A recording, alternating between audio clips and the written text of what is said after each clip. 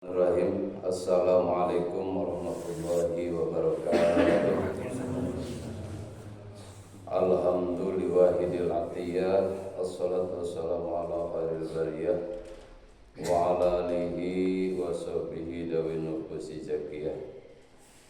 Amma ba'du fa ya ayyuhal hadirun ittaqullaha haqqa tuqatih wa la tamutunna illa wa antum muslimun. Qala azza wa jalla a'udzu billahi minasyaitonir rajim. Bismillahirrahmanirrahim. Ya ayyuhalladzina amanu taqullaha wa kunu ma'as shadiqin. Al-ayah wallahu wa rasuluhu a'lamu bimuradi.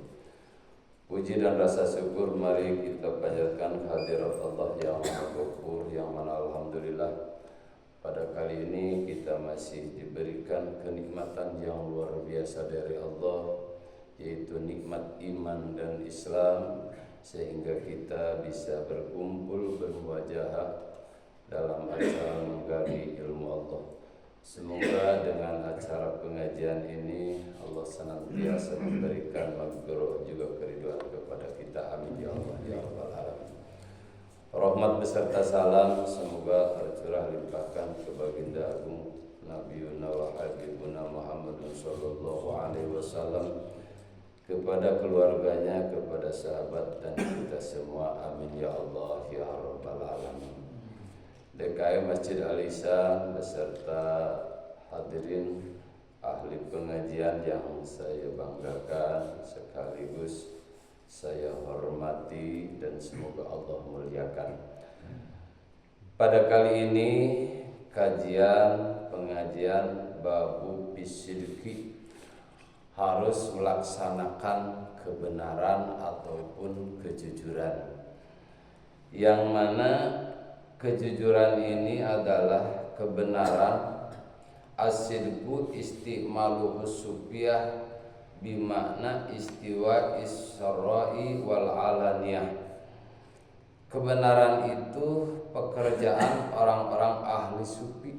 Ahli sufi itu orang yang berakhlak mulia, mengikuti akhlak baginda Rasulullah sallallahu alaihi wasallam, sehingga ahli sufi berusaha, beliau tidak pernah berdusta ataupun melaksanakan yang memang jauh dari aturan Allah Subhanahu wa taala.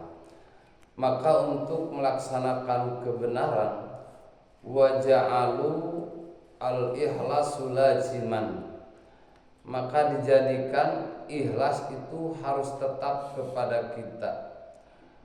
Dan para sahabat mengucapkan ataupun memberikan solusi kepada kita, kullu shodiqin, setiap orang yang benar itu mukhlisun, pasti ikhlas. Walaisa kullu mukhlasin shodiqon, dan tidak pula orang yang ikhlas itu mesti benar. Berarti antara ikhlas dan benar itu yang paling diutamakan harus benar ataupun harus jujur. Setiap orang yang jujur mesti ikhlas, tapi tidak setiap orang yang ikhlas itu jujur.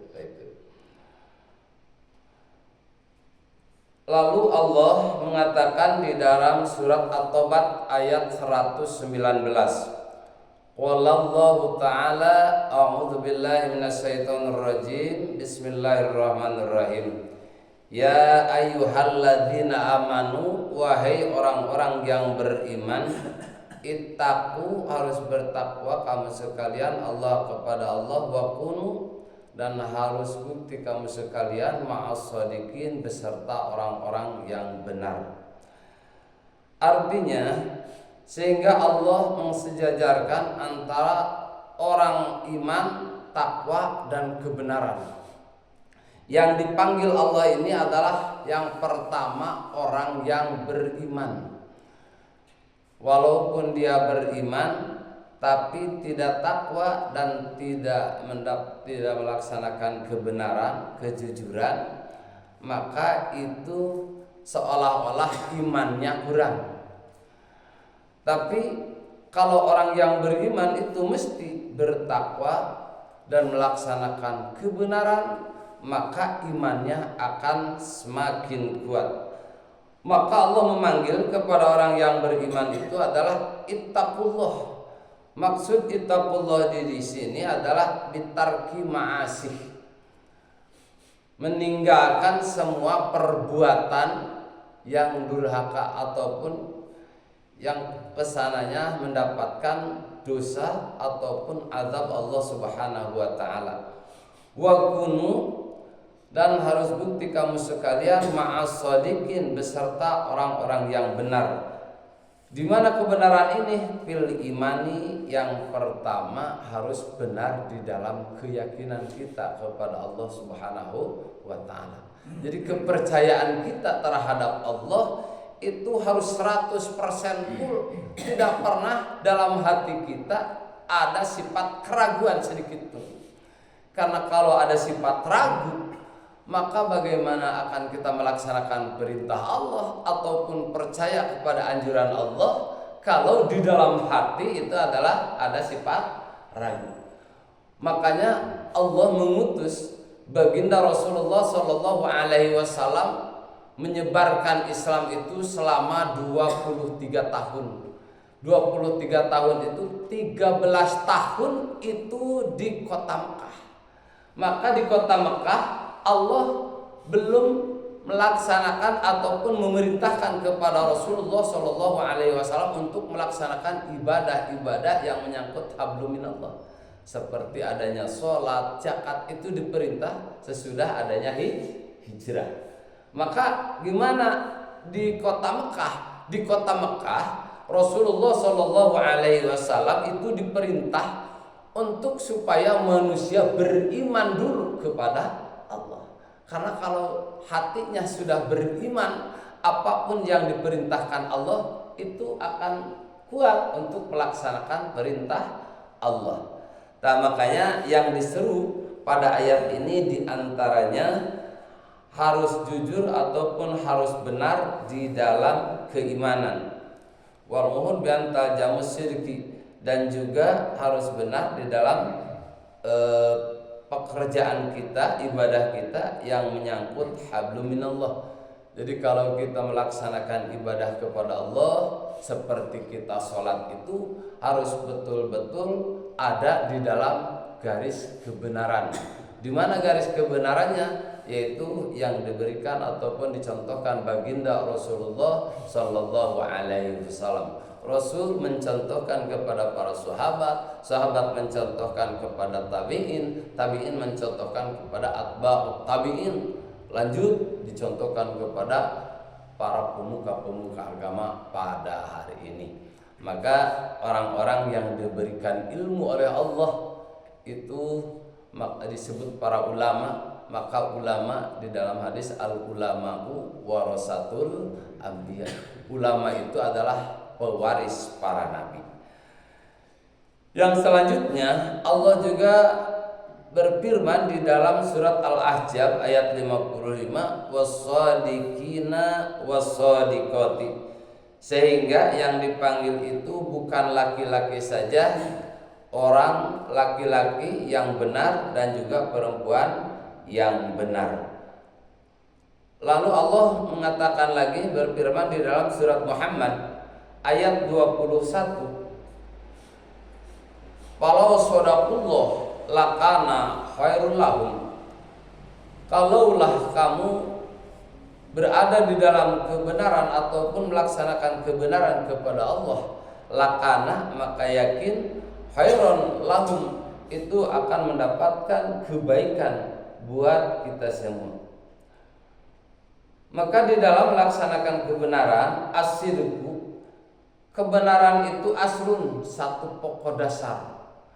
Al-ikhlas far'un, ikhlas itu cabang. Wasidku aslu kulli syai'in, kebenaran itu kejujuran, datangnya ataupun pokok dasar tina setiap kebenaran, setiap perkara. Wal ikhlas, adapun ikhlas la yakunu illa ba'da dzuri fil amal. Adapun ikhlas tidak akan bukti terkecuali sesudah kita beramal. Jadi tidak akan bisa mengatakan oh saya ini ikhlas ataupun dia itu ikhlas sebelum ada perbuatan. Makanya kalau sibuk, walaupun belum ada perbuatan, akan kelihatan kebenaran di dalam sifat sidik, seperti yang dicontohkan oleh baginda Rasul ataupun Rasulullah Shallallahu Alaihi Wasallam itu wajib mempunyai sifat sidik. Bukan cuma hanya baginda Rasul, Nabi yang 25 itu adalah wajib mempunyai sifat sidik. Kalau kita mah wajib melaksanakan sidik. Beda itu contoh seperti gini. Kalau gula itu rasanya manis, maka tidak akan bisa disebut gula kalau tidak manis. Maka manis yang ada di gula itu seolah-olah wajib. Rasul pun gitu. Jadi tidak bisa disebut Rasul dan Nabi kalau tidak benar. Karena benar itu adalah sifat yang harus ada di baginda Rasulullah Sallallahu Alaihi Wasallam. Berbeda kalau kita mah bagaikan apa itu kolaknya. Kolak itu harus manis, karena tidak disebut kolak kalau tidak manis. Jadi seolah-olah kita mah harus wajib melaksanakan kebenaran. Kalau Rasul bedanya wajib punya sifat kebenaran. Beda itu, wajib melaksanakan dan wajib punya sifat kebenaran. Hadis yang pertama, An Ibnu Mas'ud radhiyallahu anhu anin Nabi sallallahu alaihi wasallam, inna sidqa yahdi ilal birri wa innal birra yahdi ilal jannah wa innar rajula liyasduqu hatta yuktabu indallahi siddiqan wa innal kadhiba yahdi ilal fujur wa innal fujura yahdi ilan nar wa innar rajula liyaqdhiba hatta yuktaba indallahi kadzaban. Muttafaqun alaih. Kebenaran itu menuntun kita ataupun menunjuk kepada kita untuk mendapat kebaikan, dan kebaikan akan menunjukkan kepada kita kepada jalan surga. Sesungguhnya seorang laki-laki yang telah berusaha untuk melaksanakan kebenaran hatta yuktabu indallahi siddiqan, sehingga dia ditulis oleh Allah termasuk orang yang jujur ataupun yang benar. Wa innal kadhiba ilal fujur, sesungguhnya orang yang suka berdusta itu menuntun kepada kecurangan, dan kecurangan itu menuntun kepada kita untuk masuk kepada neraka. Wa innar rajula liyaqdhiba hatta yuktaba indallahi kadzaban, sesungguhnya seorang laki-laki yang berusaha melaksanakan dusta sehingga Allah akan menulis kepada laki-laki itu adalah orang yang suka berdusta. Pada hadis ini menunjukkan bahwa pentingnya kita harus mempunyai sifat jujur ataupun benar, karena yang kita inginkan, ingin meraih surga Allah, kalau tidak didasari dengan sifat benar ataupun jujur, maka tidak akan teraih. Karena asal pokok dasar untuk menunjukkan kita ke jalan yang benar, ke jalan yang bahagia itu adalah adanya sifat jujur. Mungkin kajian pada kali ini dicukupkan sekian dulu ya. Mari kita berdiskusi apabila memang ada yang perlu ditanyakan oleh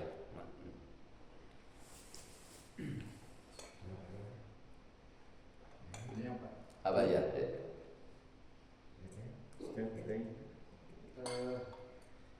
Perkembangan di masyarakat. Iya ya. Orang itu kagum sama orang yang pintar. Ada orang pintar itu belum tentu jujur. Iya iya ya. Ada yang minterin. Ya. Dan itu sukses. Ya. Sukses sebagai pedagang, sukses sebagai pemimpin, sukses sebagai ketua masyarakat. Dan itu kalau dulu orang-orang dulu mengajarkan jujur. Iya. Bahkan ada yang orang sampai pada akhirnya mengatakan jujur karena sujud akan menyelamatkan kamu. Dan dalam sekarang pertanyaan bagaimana kewajiban kita di dalam melatih kejujuran, karena masyarakat itu sekarang itu sudah menjadi hal yang tabu, bukan menjadi hal tabu. Ketidakjujuran itu menjadi sukses kalau uangnya banyak. Nah ini sekarang yang menurut saya sudah runtuh sekarang. Terima kasih. Itu yang bagaimana memperbaikinya? Menurut prediksian manusia memang begitu. Jadi setiap manusia halayak banyak itu yang dinilai itu adalah sukses ilmunya, sukses jabatannya, tidak tahu jujur dan tidaknya. Jadi tidak dinilai dengan kejujurannya. Makanya Rasulullah SAW itu punya sifatnya 4. Yang pertama sidik, 2 amanah, 3 tabligh, 4 tonah. Yang paling pertama Rasul itu sidik dulu, bukan pintar dulu. Kalau kita mah pintar dulu, baru jujur itu mengikuti. Solusinya bagaimana? Ya pertanyakan gitu ya. Solusinya bagaimana supaya kita menanamkan sifat jujur?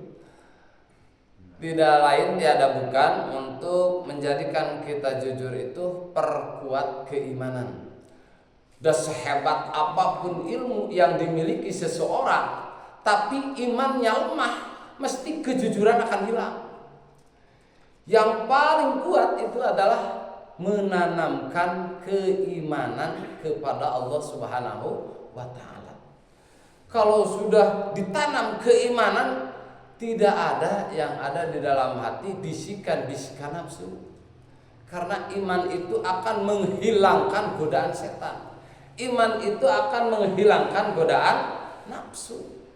Itu paling utama itu ya. Yang paling kuat itu adalah tanamkan keimanan. Bagaimana caranya menanamkan iman? Perkuat ilmu. Gitu ya. Jadi harus bolak-balik. Perkuat ilmunya. Sesudah perkuat ilmu bisa melaksanakan ilmu. Jadi banyak memang. Jadi seolah-olah kalau kita ingin menanamkan keimanan itu harus banyak mengikuti aturan Allah Subhanahu wa ta'ala. Di dalam kitab ilmu salafiyah itu ada yang dinamakan kitab Syu'bul Iman. Syu'bul Iman itu adalah cabang dari iman. Makanya kalau setiap hari iman kita semakin lemah, maka itu sudah dipastikan kita ini hampir mendekati kecelakaan. Setiap hari lemah. Nah, maka diantaranya cabang iman itu ada yang 77 itu harus ditanamkan kepada semua orang yang beriman. Nah, diantaranya memperkuat iman bila mana kita ada kesempatan untuk melaksanakan kebaikan, jangan pernah kita anggap remeh sekecil apapun, karena iman yang paling kuat yang sanggup mengucapkan la ilaha illallah. A'lal iman itu la ilaha illallah. Adnal iman, yang paling rendah iman itu bila mana kita mendapatkan ada sampah di jalan, kita harus dibuang. Itu paling kecil iman. Makanya kalau kita berjalan lalu di jalan ada satu benda yang memang untuk menghalangi, jangan buat untuk kita saja, tapi ingat tuh bagaimana kalau orang kerjet ini barang kita ambil, itu sudah ada iman. Kalau sampah di jalan aja udah enggak mau buang, maka bagaimana kita akan kuat iman kepada Allah? Itu diantaranya. Jadi diantara untuk menanamkan sifat jujur itu perkuat keimanan kepada Allah Subhanahu wa ta'ala. Mungkin ada lagi? Mungkin. Ya, Ustaz. Ya. Jadi di awal kita membahas tentang ikhlas. Ya. Saya ingin tanya tentang ikhlas itu, kalau kita bersedekah dengan ikhlas karena Allah akan dapat pahala. Ya. Tapi kalau kalau kita membantu orang atau ya kita tidak bukan niat bukan niat untuk bersedekah, tapi membantu orang karena ibadah, bukan karena Allah, karena ibadah, apakah itu dapat pahala juga dari Allah? Ya, bersedekah itu mendapat pahala kalau kita membantu orang karena punya niat ada imbalan. Ya, memang itu di dalam Al-Quran Allah sudah memberikan kepada wala tubtilu shadaqatikum bil manni wal adha. Janganlah membatalkan sedekah kita dengan mani dan adha. Mani itu mengungkit jasa, seolah-olah mau pingin imbalan. Wal adha dan punya sifat menyakiti kepada orang yang memberi kepada kita. Contoh kita, kalau kita memberi kepada kerabat kita biasanya kan, ya kerabat kita itu biasanya di dalam hati itu walaupun memang tidak diucapkan, kalau kita ada kebutuhan lagi, mungkin itu ada angan-angan di dalam hati, kenapa dulu kamu itu dia dibantu saya, sedangkan pada waktu saya ini punya kebutuhan yang mendesak, dia tidak membantu kita.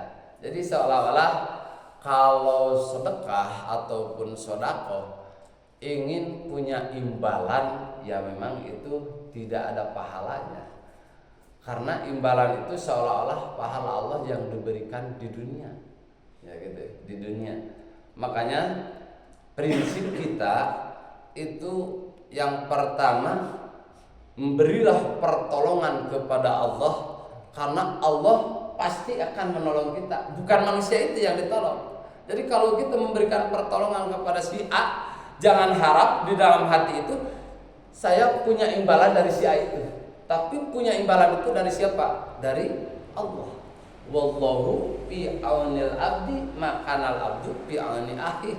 Allah akan memberikan pertolongan kepada kita selagi kita bisa menolong kepada seseorang. Begitu diantaranya. Makanya kalau kita bersedekah udah aja, yang kita harapkan itu hanyalah dari Allah Subhanahu wa Ta'ala. Mungkin agak salah pemahaman dikit. Oh ya. Maksud saya bukan kita mengharap imbalan.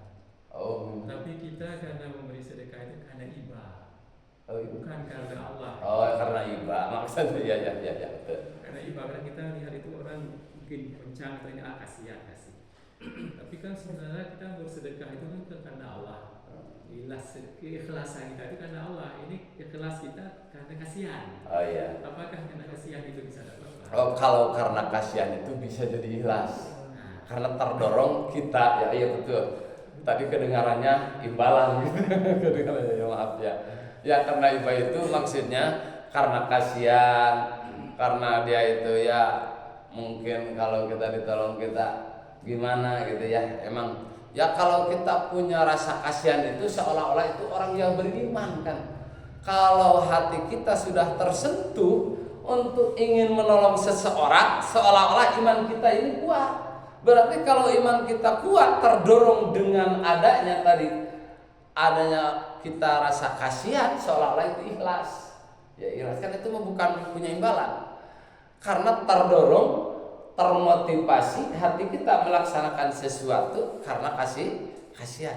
Yaitu ikhlas, insya Allah kalau gitu. Jadi ikhlas itu bukan dalam arti tidak ada niat apapun, ada niat, cuma niatnya bukan niat karena mau punya imbalan ataupun mau dipuji orang kayak gitu. Itu diantaranya pekerjaan yang memang jauh dari sifat ikhlas ya. Tapi bukan karena niat karena Allah ini, karena kasihan. Karena kalau kita niat karena Allah kan berarti kan kita mengharap balasan dari Allah. Ya. Tapi ini karena kasihan aja. Iya, karena kasihan itu bukan punya ingin mendapatkan balasan dari dia kan. Kalau kita merasa kasihan itu berarti tidak punya niat untuk mempunyai balasan dari orang yang diberi oleh kita. Makanya kalau kita niat itu seolah-olah itu ikhlas. Nah contoh seperti gini, ada seseorang yang memang dia sudah punya penyakit lama, yang setiap hari teh kita beri aja karena niatnya dalam hati kasihan kalau tidak diberi oleh kita, siapa yang akan nolong, tak gitu kan. Makanya punya niat itu adalah ikhlas karena terdorong hatinya ingin menolong orang. Ya itu bisa dimengerti kan ya. Ya, melaksanakan itu seolah-olah ikhlas karena terdorong hatinya ingin menolong orang. Kan menolong orang itu perintah Allah. Setiap kita mengikuti perintah Allah, maka itu adalah ikhlas. Mungkin segitu ya, bisa dimengerti. Kan itu dalam hadis qudsi tadi, wallahu fi aunil abdi madamal abdu fi auni akhi. Allah akan menolong seseorang selagi orang itu menolong orang lain. Kayak gitu. Makanya kalau orang lain memang harus dikasihanilah oleh kita, dan mungkin ya dengan keadaan apapun, dengan fisik ataupun materi, kita ini terdorong kasihan dia itu nggak bisa. Sama ya Ustaz, ikhlas karena Allah dan ikhlas karena kasihan sama ya? Iya mungkin itu sama. Jadi kasihan mah dari sebagian untuk melaksanakan ikhlas. Beda dengan gini, kalau seseorang teh orangnya teh suka kasihan kepada orang, lalu dia itu mendapatkan kehidupan yang kurang layak. Nah kalau itu mah ada niat dalam hati. Jadi kalau kita menolong orang yang memang dia tadinya suka menolong, jangan-jangan kalau dia punya lagi milik, mungkin dia akan ingat kepada kita. Kan beda niatnya. Itu mah punya angan-angan di dalam hati, ada imbalan. Jadi ada udang di balik batu. Yang tidak dibolehkan itu adalah ada udang di balik batu. Gitu. Kan itu bukan ada udang di balik batu, kasihan. Justru itu adalah yang diperintahkan Allah. Ya, mungkin gitu ya, bisa dimengerti. Ya, siapa lagi boleh? Ya. Saya mau melengkapi aja. Ya. Sebenarnya kasihan itu kan orang empati sama sesama itu kan perintah, melaksanakan perintah dan sifat orang mukmin itu. Iya. Allah memerintahkan di dalam hadits qudsi, irhamu man fil ardi yarhamukum man fis sama. Sayangilah penduduk yang di bumi, maka yang di langit akan menyayangi kalian. Jadi itu perintah Allah, melaksanakan perintah Allah. Terus hadis yang mengatakan la yu'minu ahadukum hatta yuhibba li akhihi ma yuhibbu li nafsihi. Seorang tidak dikatakan beriman sebelum dia mencintai, menyayangi saudara seperti menyayangi dirinya sendiri. Artinya itu kalau secara zahir itu dia berada di perbuatannya sudah benar. Masalah niat kan Allah yang tahu. Jadi secara zahir itu memang sudah benar. Nah, ada yang lain dikatakan tidak dikatakan beriman, bukan termasuk golonganku kalau dia tidak peduli dengan urusan orang mukminin, orang muslim kan? Ya mungkin, makasih. Ya mungkin begitu. Kalau kita kepada non muslim, kita memberi kepada non muslim, apakah itu dianggap saudara? Oh, non muslim. Kalau sosial tidak ada batasan di dalam agama.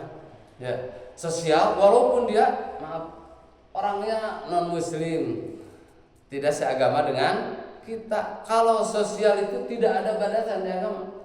Di dalam surat apa itu? Muhammadur Rasulullah asidda'u 'alal kuffar ruhama'u bainahum. Itu ayat Al-Qur'an. Sifat baginda Rasul itu adalah orang yang sangat benci terhadap kekufuran.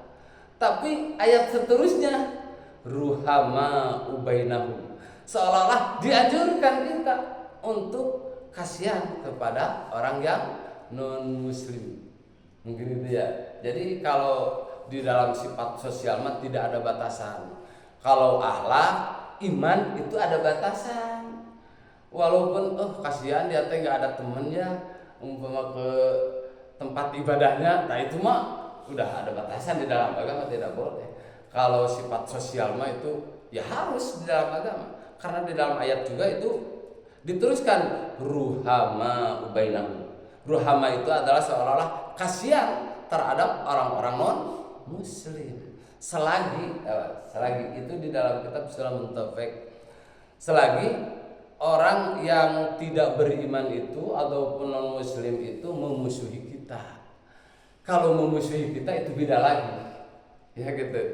Walaupun memang kita dianjurkan kepada manusia siapapun, tidak ada pilihan untuk memberi belas kasihan, tapi kalau ada di dalam hatinya dia benci terhadap agama kita, bukan benci terhadap kita, beda. Kalau kita mah kalau ada yang benci kepada kita, mesti kita akan memusuhi. Kalau benci kepada agama, kita akan diam aja. Rasul mah beda. Kalau benci kepada dirinya, Rasul diam. Tapi kalau benci kepada agama, ya wajib dibela. Itu diantaranya. Ya mungkin segitu. Ya. Ayo, Mak. Ya, makasih Ustaz. Ya. Ustaz, saya mau nanya mengenai kejujuran Ustaz. Ya. Apakah kalau kita tidak melakukan, tapi orang lain yang melakukan, terus kita memberikan katakanlah testimoni gitu Ya. kepada orang lain, tapi tidak kita lakukan, apakah itu termasuk jujur? Ya. Jadi memberi motivasi, mendukung kepada orang yang ingin melaksanakan kejujuran. Mungkin itu dari sebagian orang yang jujur.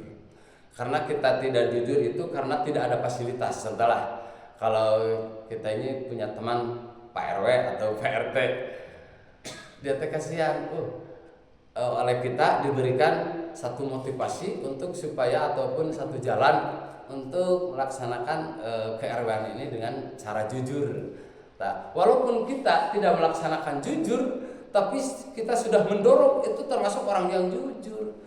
Jangankan ada di kita, di orang lain pun itu kasihan. Jadi dia supaya menjadi orang jujur. Mungkin begitu.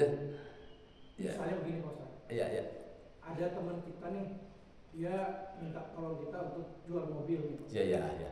Tapi kan kita belum tahu nih, mobilnya bagus atau tidak. Iya, iya. Terus kita tawarin sama orang bahwa mobil ini bagus gitu. Iya, iya. Apakah itu jujur? Karena kita dengarnya kan dari dia gitu. Kita tidak melihat sebelumnya. Apakah itu jujur atau sebaliknya seperti apa? Oh, jadi ya mendukung seseorang dengan itu mah belum termasuk orang yang jujur kalau gitu, maaf punten ya. Jadi gini, itu mah seolah-olah ingin memotivasi bisnis ya, memotivasi ataupun ya itu mah contoh, sebagai contoh ya, mungkin sebagai contoh. Jadi ingin menjual mobil, kan dalam hati ini kita ini kasihan kepada teman. Itu mah niat kita kasihan kepada teman. Jadi dia menyebutkan bahwa mobil itu adalah bagus ya. Lalu kita nawarkan kepada orang, itu mobil bagus, kata orang yang punya juga, kayak gitu ya. Kalau mendukung orang lain dengan mendukung bisnis itu tanpa kita mengoreksi dulu, itu mungkin tidak termasuk orang yang jujur. Karena itu mah ada niat di dalam hati, karena ingin mendukung bisnis supaya bisnis itu sukses. Beda kalau gini, ingin menjual motor, kata orang yang ingin menjual teh, oh ini bagus, tidak ada minusnya, tidak ada minusnya. Ternyata dicek, oh ada, tapi segini mah, ngomongnya segini mah nggak apa-apa, segini mah nggak apa-apa. Tak lalu diceritakan kepada orang yang mau membeli, ini teh memang mulus, bagus, tapi cuma ada dikit. Walaupun orang yang ingin menjual teh ini mau mulus, tak gitu. Jadi harus ada survei dulu. Kalau kita ingin disebut oleh Allah itu orang yang jujur. Karena kejujuran itu tidak ada niat di dalam hati. Satu, untuk kesuksesan dunia. Yang kedua, untuk keuntungan dunia. Yang diharapkan di dalam hati ini adalah amanah dari Allah. Karena kalau kita memang jujur, sebetulnya itu akan semakin sukses. Cuma kita kurang kuat di dalam keimanannya, sehingga seolah-olah kalau kita dagang jujur pun, kalau dagang jujur sekarang tuh nggak ada bati, kan gitu. Ada orang yang bilang gitu sekarang. Maaf ya, kalau ada yang penjual buah, wah tuh kalau kita jual buah jujur mencegah nggak ada bati. Karena kalau kejujuran itu biasanya ini buahnya bagusnya di atas, di bawah disimpan yang buruk-buruk.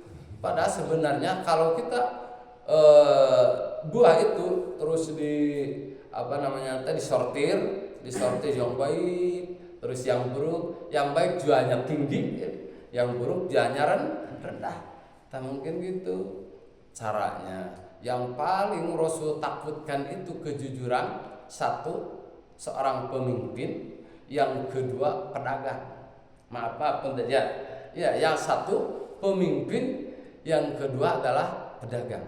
Itu dicontohkan oleh para sahabat. Sayyidina Umar radhiyallahu anhu dikala dia dijadikan satu presiden, Sayyidina Umar dibelikan satu baju oleh istrinya. Kata Sayyidina Umar, wahai istriku, kenapa kok belikan baju kepadaku? Kata istrinya itu, karena ini saya kumpulkan dari gaji bapak ya, gaji akang itu namanya. Dikumpulkan sama istrinya. Sesudah dikumpulkan dibelikan baju, karena kelihatan Sayyidina Umar itu adalah orangnya ya tegengsian cek orang. Jadi pakai baju tambalan ke kantor. Maka istrinya kasihan, istri mapan gitu. Biasanya dikumpulkan, lalu kata Sayyidina Umar, kumpulkan udah aja para sahabat. Dikumpulkan, kata Sayyidina Umar, wahai para sahabatku, pada hari ini saya akan mengatakan kepada kamu sekalian bahwa gaji saya akan dikorting. Karena sudah ada lebih dari gaji saya.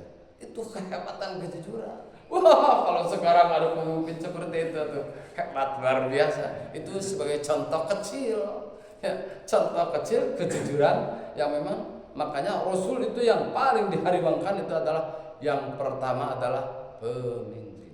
Itu sulit karena ya memang jujur itu adalah dalam hati. Kita biasa mau jujur, terdorong oleh istri. Kita akan jujur terdorong oleh teman. Itu biasanya. Makanya kalau memang kita kuat iman, insya Allah yasroh sadrahu lil Islam, itu dalam agama. Ya, maka kita akan leluasa untuk melaksanakan Islam. Mungkin segitu dicukupkan. Semoga ada manfaat khusus kepada kita dan kepada kita semua, dan kita mendapatkan lindungan dari Allah. Kita bisa melaksanakan kejujuran pada sehari-hari. Billahi taufiq wal hidayah. Wassalamualaikum warahmatullahi wabarakatuh.